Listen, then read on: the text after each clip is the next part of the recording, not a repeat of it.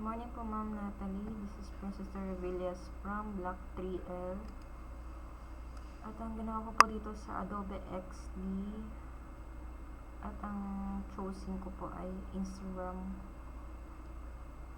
At hindi ko na po ginawa yung buong proseso sa paggawa, sa pag-design and editing po kasi kapag nagre-record pa ako dito sa OBS, naglalag po yung Adobe and hindi po masyadong namumove yung mga kailangan ko pong i-move na details. So, explain ko na lang po. Kakatapos ko lang din po siya gawin.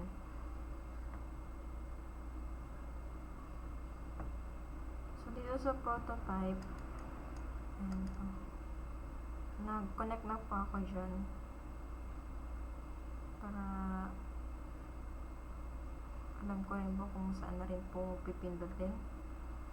And start.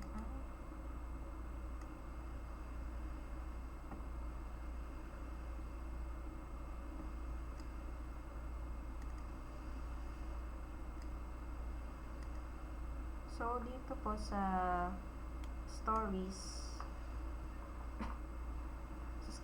ay gumamit ako ng repeat grid. And pwede po siyang ma-move horizontally. Dito naman po sa post ay nag-move din po siya vertically. So, scroll down. And repeat grid lang din po yung ginamit ko. Sa search bar, okay, sa baba.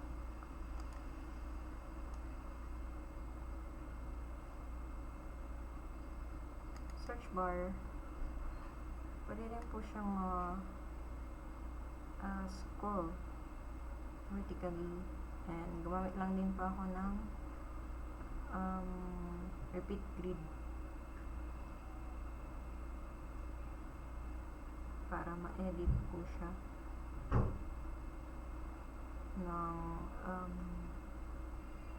pare-parehos.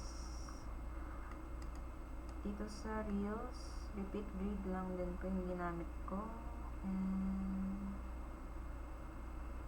nag-move po siya vertically. Sa profile account, so ito po yung profile, and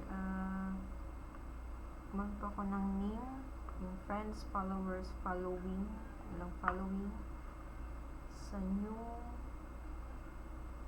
and ito po yung mga icons din po na ginamit ko, which is meron po siyang tags, remix, reels, and post. Sa edit profile, so parang sa reel na Instagram, pwede ka pong maglagay ng name and username, pronouns, bio. Pwede rin pong mag-change profile picture. So, back. Share profile. So, dito naman pwede po kayong mag-share ng profile ninyo through QR code. Meron din pong nakalagay na share profile, copy link, and download.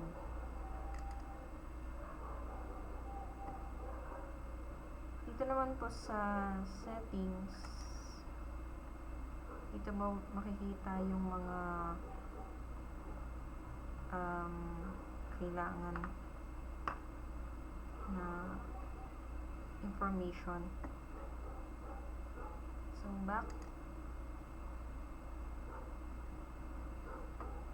So, dito sa profile, pwede po kayong mag-change profile to edit. And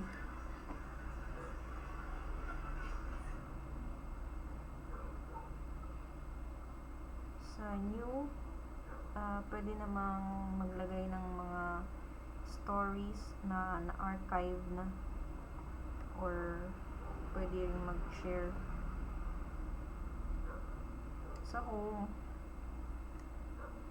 Is yung mga profile naman na nakapost or pinopost po ng mga popular person. Pwede rin mag-like, mag-comments, and mag-share and save.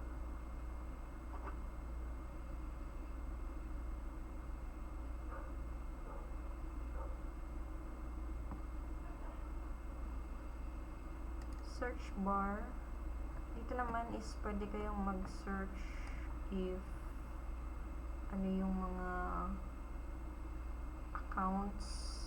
accounts, usually username, usually na nasa search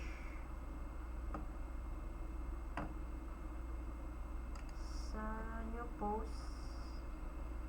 Dito naman is yung pinaka-gallery photos, yung mga recents. Pwede ding mag-add photo through picture.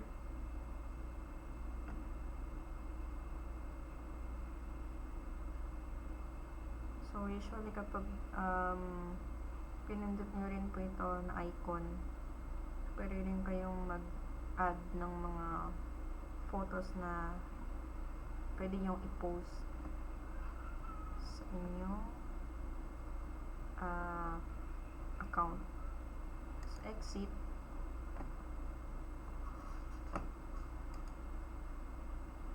Reels, so very popular, which is napapanood siya talaga through Instagram.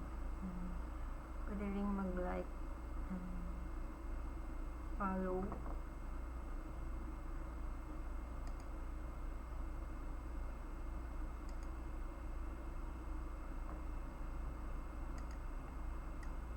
So ito po yung ginawa ko for today.